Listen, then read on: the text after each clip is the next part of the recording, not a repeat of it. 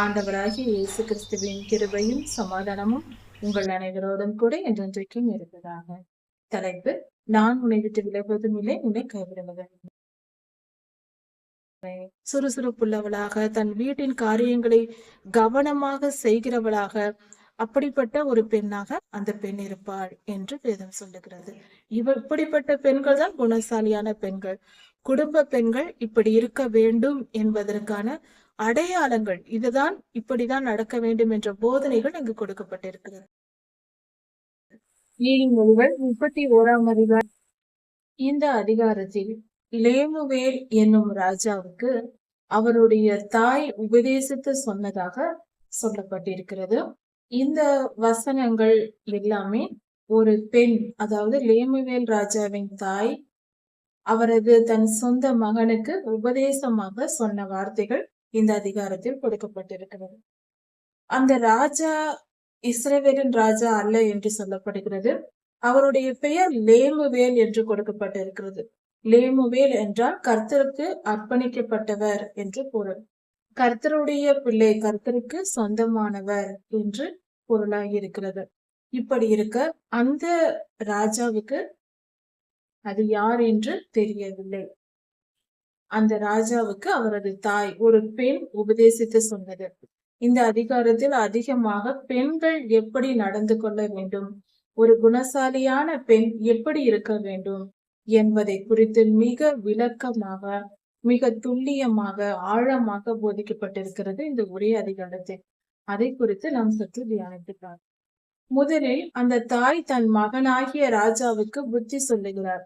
சில ஞானமான காரியங்களை சொல்லிவிட்டு அதன் பின்பு பெண்களை பற்றி சொல்லுகிறார். அந்த பெண் வியாபார கப்பலை போல இருக்கிறாராம். வியாபாரம் செய்கிறவர்கள் கப்பல்களில் வெளிநாட்டிலிருந்து பொருட்களை இறக்கி கொண்டு வருவார்கள். அதை ஷிப்பிங் என்று சொல்வார்கள். இப்பொழுது கூட நம்ம ஆன்லைன் வாங்கும் எல்லா பொருட்களுக்கும் ஷிப்பிங் சார்ஜ் என்று போடுவார்கள். அதற்கு காரணம், அது வெளிநாட்டிலிருந்து கொண்டு வரக்கூடிய பொருட்கள், அதை ஏற்றுமதி இறக்குமதி அந்த விலையை அதில் வைப்பார்கள். இப்படியாக வியாபார கப்பல்கள், அதாவது தூர தேசத்திலிருந்து பொருள்களை, நல்ல பொருள்களை கொண்டு வந்து தன் குடும்பத்தாருக்கு கொடுப்பாளாம். அப்படிப்பட்ட குணசாலியான, கடின உழைப்பாளியான, திறமையான பெண்ணாக அந்த குடும்ப பெண் இருப்பாள். தன் ஆகாரத்தை தூரத்திலிருந்து கொண்டு வருவாளாம். அதாவது தன் வீட்டில் விளைகிற விளைச்சல் இல்லாமல் தூரத்திலிருந்து சிறந்த நல்ல உணவுப் பொருள்களை கொண்டு வர வைத்து அதை சாப்பிடுவார்கள், சந்தோஷமா இருப்பார்கள் என்று பொருள். அந்த பெண் காலையில் எழும்பும் நேரம் இருட்டோடே எழுந்திருப்பாளாம். இருட்டோடு என்றால் காலை 5 மணி ஆனால் வெளிச்சம் வரும். 5 மணி அந்த நேரத்தில் வெளிச்சம் வரும். அந்த 5 மணிக்கு முன்பாகவே, அதற்கு முன்பாகவே சீக்கிரமாய் அதிகாலையில் எழுந்து தன் வீட்டாருக்கு படி அளப்பாளாம். தன் வீட்டு வேலைக்காரர்களுக்கு அவர்களுக்கு கொடுக்க வேண்டிய சம்பளம், கூலிகளை எல்லாம் கொடுத்து அவர்களையும் திருப்தியாக பார்த்து கொள்வாளாம். அந்த குடும்பத்தை நன்றாக நடத்துவாள். சுறுசுறுப்புள்ளவளால், அதிக தூக்கம், தூங்கிக் கொண்டு சோம்பலாக சாப்பிடுவது, தூங்குவது என்று இப்படி இல்லாமல் சுறுசுறுப்புள்ளவளாக, தன் வீட்டின் காரியங்களை கவனமாக செய்கிறவளாக, அப்படிப்பட்ட ஒரு பெண்ணாக அந்த பெண் இருப்பாள் என்று வேதம் சொல்லுகிறது. இப்படிப்பட்ட பெண்கள் தான் குணசாலியான பெண்கள். குடும்ப பெண்கள் இப்படி இருக்க வேண்டும் என்பதற்கான அடையாளங்கள், இதுதான் இப்படிதான் நடக்க வேண்டும் என்ற போதனைகள் அங்கு கொடுக்கப்பட்டிருக்கிறது. தன் வீட்டில் வேலை செய்கிறவர்கள், தன் அலுவலகத்தில் வேலை செய்கிறவர்கள், அவர்களையும் போஷித்து அவர்களுக்கு தேவையான பணம், பொருள் இவைகளை எல்லாம் கொடுத்து அவர்களையும் திருப்தியாக பார்த்து கொண்டு, தன் கணவனையும் தன் குடும்பத்தின் உறுப்பினர்கள் எல்லோரையும் நல்லபடியாக பார்த்து கொள்ளுகிற பெண்ணாக ஒரு பெண் இருப்பாள். அதிக உழைப்பு, சுறுசுறுப்பு, நற்குணசாலி, நல்ல எண்ணமுடையவள், இப்படிப்பட்டவளே சிறந்த பெண் என்று வேதம் சொல்லுகிறது. அது மட்டும் அல்லாமல் ஒரு நல்ல அட்மினிஸ்ட்ரேட்டிவ் ஸ்கில்ஸ் என்று சொல்வார்கள், அது போல ஒரு நிர்வாக திறனுள்ள ஒரு பெண்ணாய் இருக்கிறாள். அதாவது ஒரு பெண் ஒரு வயலை வாங்குகிறாள், அதன் பின்பு திராட்சை தோட்டத்தை நாட்டுகிறாள். ஒரு வயலை வாங்குகிறாள், அதன் பின்பு திராட்சை தோட்டத்தை நாட்டுகிறாள். ஒரு சாதாரண வயலை வாங்குகிறாள். அந்த திறமையான பெண், சாமர்த்தியசாலியான ஒரு பெண் எப்படி செயல்படுவாள் என்று வேதம் சொல்லுகிறது. இப்படிதான் இருக்க வேண்டும். பெண்கள் கற்றுக்கொள்ள வேண்டிய பாடங்கள் இவை. அதாவது வாங்குவது ஒரு வயல் நிலம் என்று சொல்லும் பொழுது அந்த நிலத்தில் ஒன்றும் இருக்காது, வெறும் தரை நிலம்தான் இருக்கும். அதில் தண்ணீர் பாய்ச்சி விவசாயம் செய்வார்கள், மழையை வைத்து விவசாயம் செய்வார்கள். வயலை வாங்குவாள், திராட்சை தோட்டத்தை நாட்டுவாளாம். ஒரு வயலை திராட்சை தோட்டமாக மாற்றுவாள். திராட்சை தோட்டத்தை நாட்டுவது என்பது வெறும் செடியை நடுவதல்ல. திராட்சை செடி என்பது ஒரு கொடியாக ஓடக்கூடியது. அதற்கு ஒரு வெறும் நிலம் போதாது, அந்த நிலத்தில் அதிகொடி ஓடும்படியாக மேலே பந்தல் போடுவார்கள். இப்படியெல்லாம் செய்து திராட்சை செடியை நட்டு வளர்த்து அதன் பின்பே அது கனி கொடுக்கும். அதற்கு அதிக முன் செலவு அதிகமாய் செய்ய வேண்டி வரும், ஆனால் செய்த பின்பு அதிக பலன் கிடைக்கும். அதுபோல ஒரு சாதாரண வெறும் நிலத்தை வாங்கி அதை திராட்சை தோட்டமாய் மாற்றுவது என்பது மிகவும் கடினமாய் உழைக்கிற ஒரு நல்ல ஒரு பெண்ணால தான் இப்படி செய்ய முடியும். ஒரு கடின உழைப்பு அதற்கு பின்பாக தேவைப்படுகிறது, அதிக பொருள் செலவும் தேவைப்படுகிறது. இப்படி செய்து ஒரு சாதாரண வயலை கூட ஒரு திராட்சை தோட்டமாய் மாற்றுகிறாள் என்றால் மகா பெரிய திறமைசாலியா இருக்க வேண்டும். அப்படிப்பட்ட பெண்ணே ஒரு குடும்பத்தின் குணசாலி என்று வேதம் சொல்லுகிறது. நல்ல ஒரு நிர்வாக திறன், இப்படியெல்லாம் செய்ய வேண்டும் என்றால் பொருள் அதிகம் தேவைப்படும், பணம் தேவைப்படும். அப்படி என்றால் தன் வருமானத்தை சரியாக அந்த பணத்தை பயன்படுத்த தெரிந்த பெண்ணாகவும் இருக்க வேண்டும். சிக்கனமாக குடும்பத்தை நடத்தி அதன் மூலம் பணத்தை சேமிக்கும் பழக்கமும் இருக்க வேண்டும்.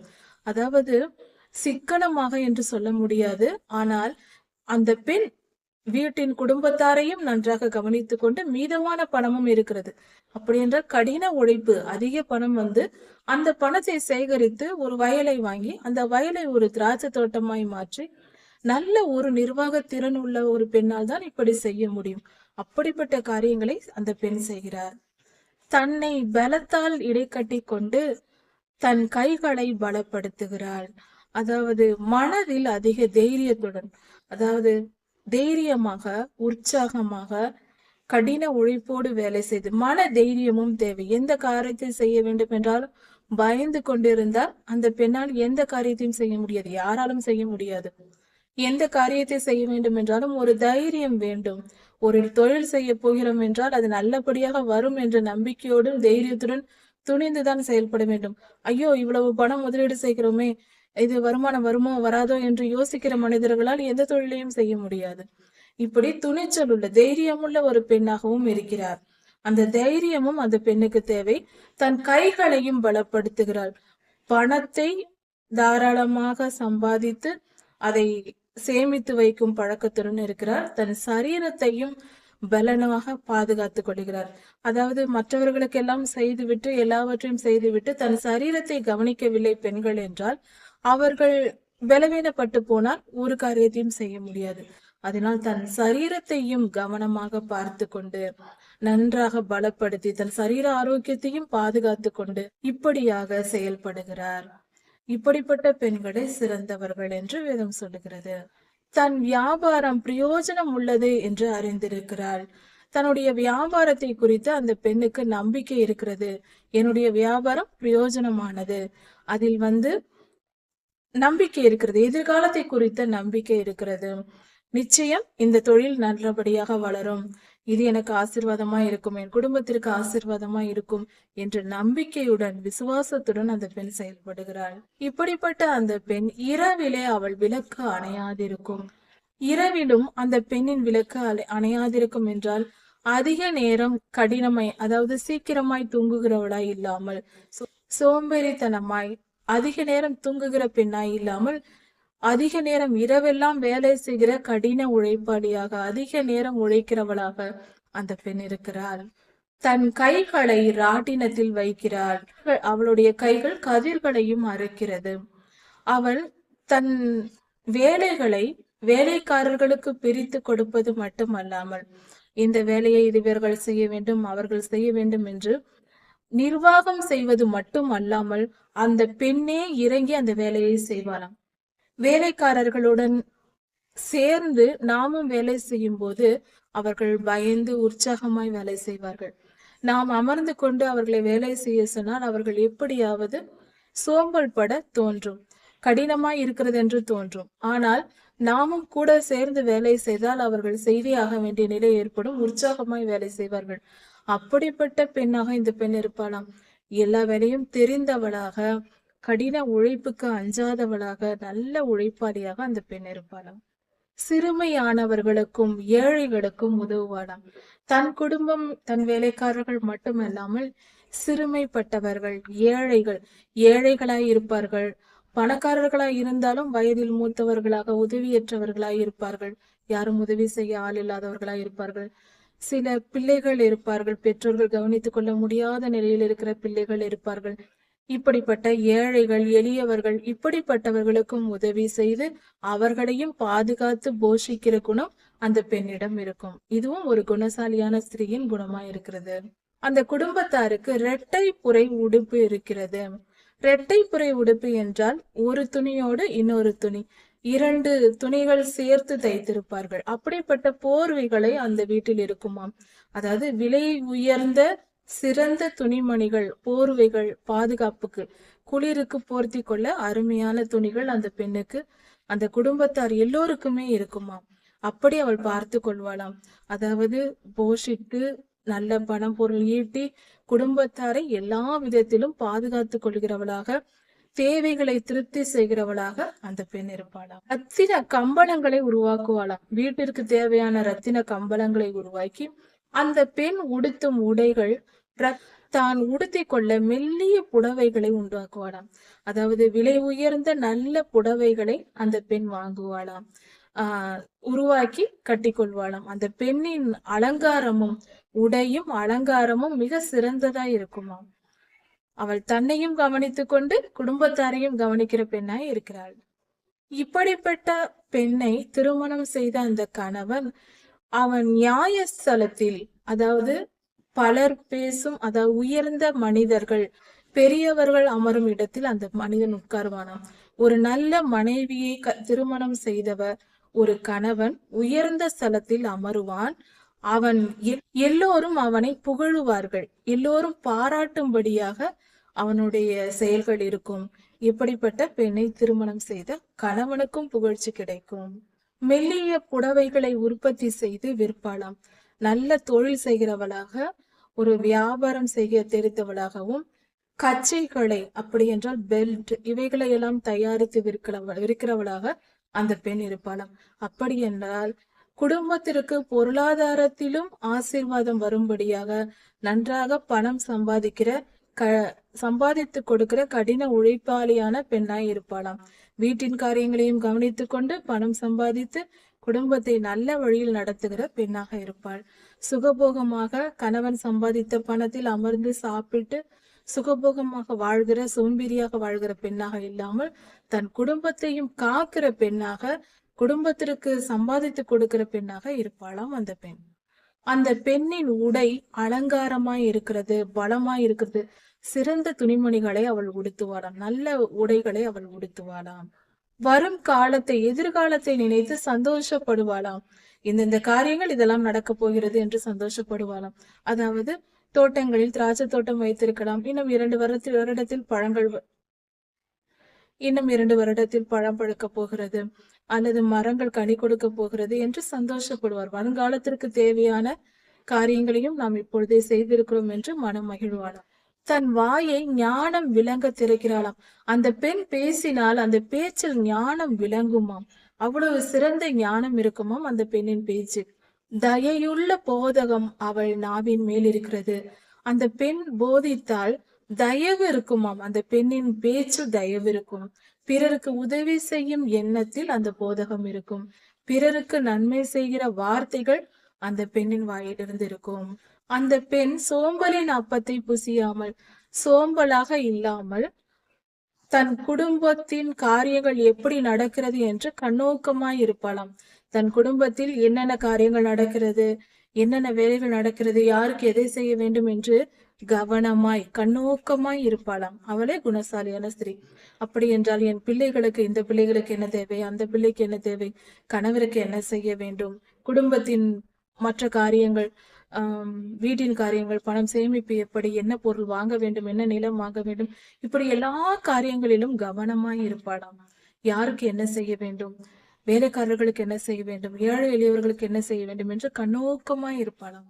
கவனமாய் இருக்கிற வாழ்க்கை, சோம்பலாக இல்லாமல், சுகபோக வாழ்க்கையை விரும்புகிறவர்களாக இல்லாமல், கடின உழைப்பாளியாக சிறந்த வேலைகளை பிறருக்கு உதவி செய்யும் எண்ணம் உடையவளாக அந்த பெண் இருப்பாளாம். அவள் பெற்ற பிள்ளைகள் எழும்பி அந்த பெண்ணை நீ பாக்கியவதி என்று சொல்வார்களாம். நீ மிகப்பெரிய அதிர்ஷ்டசாலி என்று அந்த பெண்ணை, அந்த பிள்ளைகளை பாராட்டுவார்களாம்.